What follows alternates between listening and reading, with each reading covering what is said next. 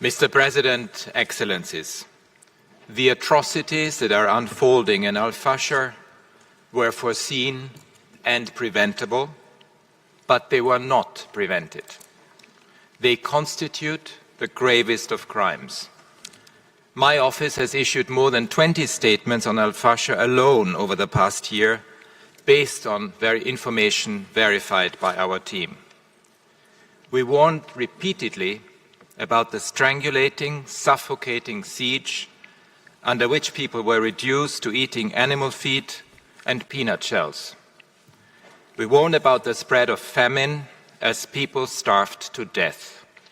And we warned that the fall of the city to the rapid support forces would result in a bloodbath. So none of us should be surprised by reports that since the RSF took control of Al-Fashir, there have been mass killings of civilians, ethnically targeted executions, sexual violence, including gang rape, abductions for ransom, widespread arbitrary detentions, attacks on health facilities, medical staff and humanitarian workers, and other appalling atrocities. This is a pattern that we have documented time and again in this conflict. But our wake-up calls were not heeded. Bloodstains on the ground in Al-Fashir have been photographed from space. The stain on the record of the international community is less visible, but no less damaging.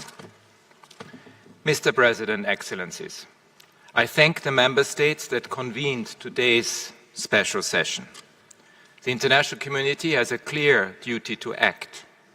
There has been too much pretense and performance and too little action. It must stand up against these atrocities, a display of naked cruelty used to subjugate and control an entire population. It must take action to prevent continued large-scale human rights violations, often ethnically motivated in Darfur and beyond. And it must ensure that civilians from Al-Fashir and the surrounding areas have access to humanitarian aid and the protection they so desperately need. Concretely, that means several things must happen. First, all states with influence need to take urgent, concrete action to ensure the protection of all civilians in Al-Fashir and safe passage for those trying to leave. States must press for the unimpeded flow of aid and fund humanitarian programs fully. Second, states need to make concerted effort to hold to account all those responsible for violations of international humanitarian law and international human rights law in this conflict. My staff are gathering evidence of violations that could be used in legal proceedings, and we have deployed several missions to areas where civilians are fleeing, and we are sending more. The International Criminal Court has indicated that it is following the situation closely. All those involved in this conflict should know we are watching you and justice must prevail. Mr. President, third, the international community needs to take action against the individuals and companies that are fueling and profiting from this war. Sudan is caught up in a proxy battle for its natural resources and commodities. Numerous countries in the region and beyond are involved. Fourth, I urge everyone with influence to stand up for international law.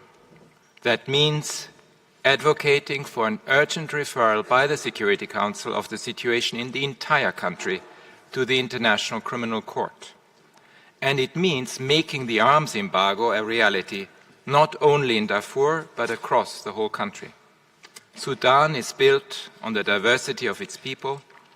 The war is setting regions and communities against each other, ripping apart the social fabric with consequences that will reach down generations.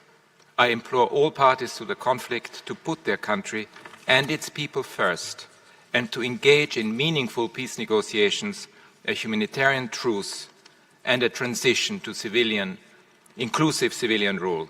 I urge them to fulfill their obligations under international law to ensure the protection of civilians and the passage of humanitarian aid.